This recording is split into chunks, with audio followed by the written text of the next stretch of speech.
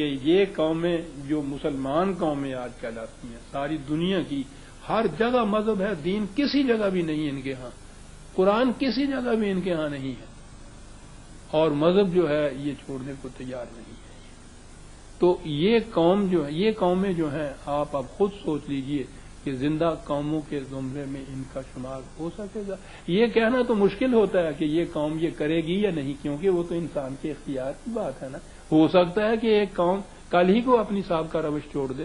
اسرائیل کے متعلق کون کہہ سکتا تھا چند سال پہلے ابھی کہ یہ اس قدر قوت حاصل کر لیں گے؟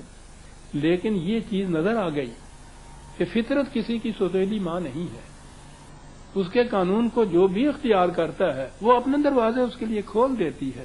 اگر یہودیوں جیسی جنہیں ہم مغلوب علیہ قوم کہتے چلے آ رہے ہیں 1000 برس سے، وانڈرنگ جیو ساری دنیا جن کو کہہ رہی تھی، جن کا ٹھکانہ کوئی نہیں تھا، وہ اگر قانون فطرت کو اپنانے کے بعد چند سالوں میں یہاں پہنچ سکتی ہے، تو یہ جو ایک بحر ذخار ہے 1 ارب کے قریب انسانوں کا، اگر یہ بھی اسی طرح سے قانون فطرت ہی کو اپنا لیں جیسے یہودیوں نے اپنایا ہے، تو یہ بھی کیوں نہیں کر سکتی؟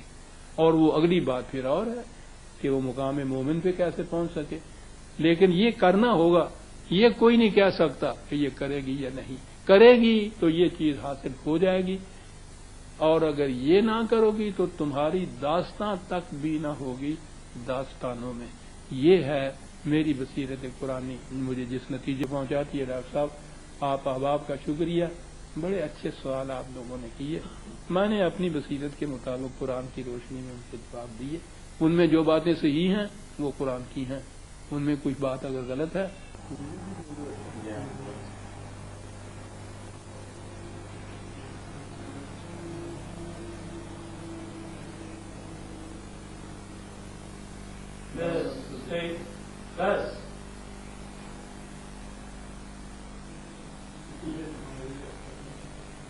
یہاں سے آپ سلولی